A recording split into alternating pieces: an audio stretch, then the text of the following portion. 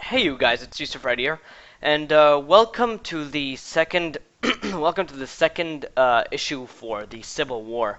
Now, this video is gonna be kind of short because what the second issue explores is basically um, it's set after some time has passed where we find that the Registration Act is basically in effect, and previously Captain America has gone underground and basically giving a shelter for people who are against the Registration Act.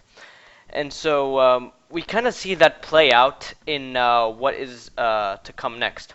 And what we see here is that Agent Maria Hill of S.H.I.E.L.D. is basically rounding up superheroes who are not registering for the Registration Act, and is basically overwhelmed with so many superheroes that she has to round up. And she's basically nervous about the fact that she doesn't know where Captain America is. He's gone underground, but she doesn't know where he is, and she doesn't know how many superheroes have basically gone underground with him. And as she's rounding up superheroes, we see that there is um, this tension to bring this Registration Act into effect by capturing all those superheroes. And what we see here next is that the news and billboards are basically um, uh, advertising and basically announcing the fact that the Registration Act is now in effect and is passed by Congress and the government as a means to an end for hero accountability and uh, the whole making people safe again. And what actually ends up happening is that we see that the woman with the dead child begins to speak out with the press, and what she says is that she is in support and in favor of Tony Stark now that Tony Stark has had this sudden change of heart. And so we see here that the news is advertising the fact that Captain America has basically left them. Captain America is basically a traitor and that he goes into hiding. And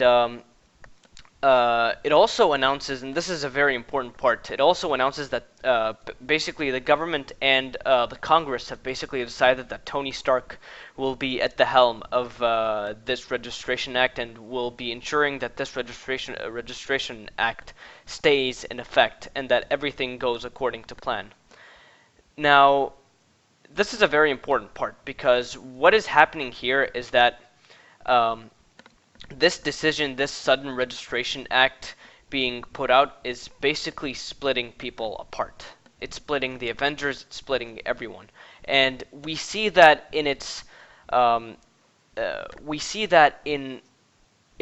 little thing. In the next scene here, we see Mr. Fantastic and Invisible Woman, Reed and Sue Richards.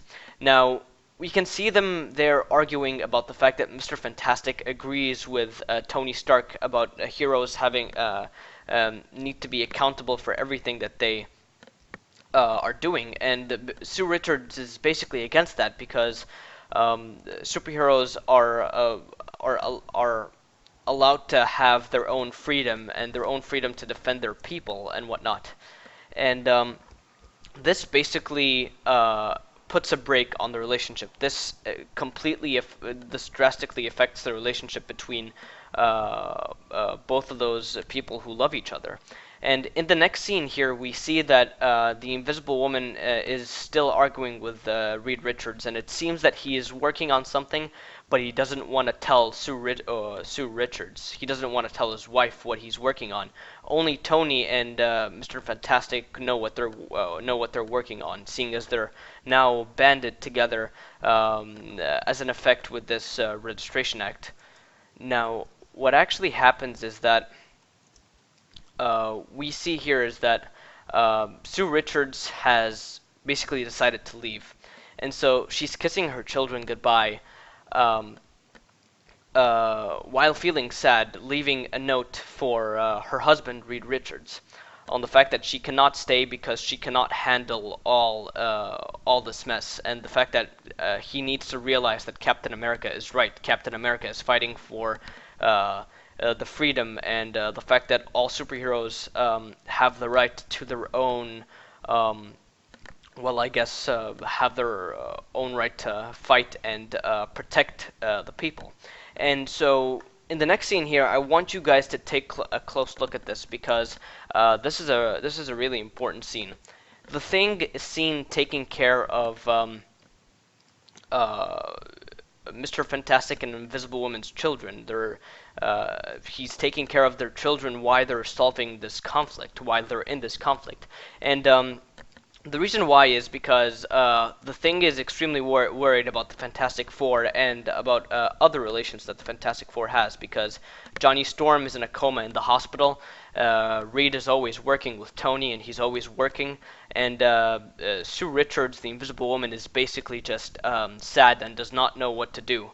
And so with this, with Invisible Woman siding with Captain America and Mr. Fantastic siding with Tony Stark, it's kind of hard to manage and take care of the children. And so he, in turn, takes care of them, because he wants nothing to do with the Registration Act. Nor does he want to go underground, because this just creates more conflict, and he doesn't want to do that. He basically wants to be in the middle, and so he decides to basically take care of the children. Now, the next scene here is, I would say, one of the best scenes that I've seen of Tony Stark. In this scene, we actually see Tony Stark doubting his own plan, his own decision of basically taking up the assignment to enforce this Registration Act on everyone, and he feels that he is blindsided by how things are and that he should not be doing this.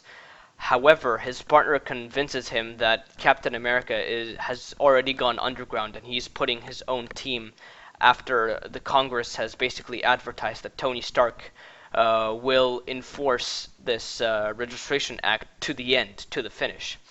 And how that affects Tony Stark is great, because at the end he only hopes for God that he is doing the right thing, and that everything will go according to plan, and all this will soon blow over. Now, we basically fast forward to 24 hours later, where we see the young Avenger Iron Patriot. Now, you guys might consider Iron Patriot as sort of like the next Avengers Captain America, or the young Avengers Captain America. It's totally up to you. And what we see here is that he's running from the SHIELD helicopter that is trying to bring him down and shoot him down, but fortunately Iron Patriot is bulletproof. And what we see here is that SHIELD is basically rounding up all heroes who are not signing on to the Registration Act and basically rebelling, basically trying to go underground to side with Captain America.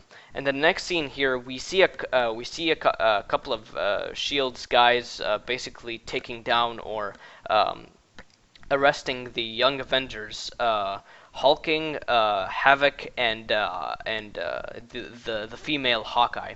Now, I want you guys to notice that Stature, which is Cassandra Lang, the daughter of Scott Lang, which is Ant-Man. Now, I already did my origins on Ant-Man, so if you guys want to check that out, you can check it out. But Cassandra Lang is also an important part of Civil War, and you guys will see her in many fights to come. But anyways, to go on. Now, in the next scene is a bit of a surprise. What we see here is that we actually discover that Captain America is the soldier driving the car that houses the Young Avengers, the arrested Young Avengers, and he kicks the guard beside him as hard as he can, sending him flying from the bridge. And what we see here is that Captain America has a plan. He needs to escape all these SHIELD soldiers that are attempting to basically stop him. And what happens is that Cloak teleports them into a secret Nick Fury shield base, and Cloak and Dagger are two new superheroes that you guys will fairly get to know in this Civil War storyline. Cloak has the ability to teleport and basically wears a black cloak. And Dagger has the ability to emanate light. She's able to emanate light to whatever shape or form she wants. Now, in the next scene here, we see that Captain America and Daredevil are basically checking on everyone if everyone's alright, and tying them up and basically prepping them for what is to come next. And we see this distorted argument between Captain America and Daredevil about what they're basically doing next. And we see here is that Iron Patriot is extremely tired and trying to rest up a bit. And now I want you guys to take notice that in the next scene we see Dagger is pointing to the TV at Tony Stark speaking at a conference, at a specific conference. And this is virtually really exciting part of the comic, because what we see here is that everyone is watching. Everyone from Invisible Woman beside her brother Johnny Storm, which is the Human Torch, in a coma in a hospital. She's watching Tony Stark at the conference right now, and Aunt May, as well as the Daily Bugle, J. Jonah Jameson, and others watching the conference that is held by Tony Stark, Iron Man. And this is basically when Spider-Man unmasks himself in front of the public and reveals himself to be Peter Parker in front of everyone.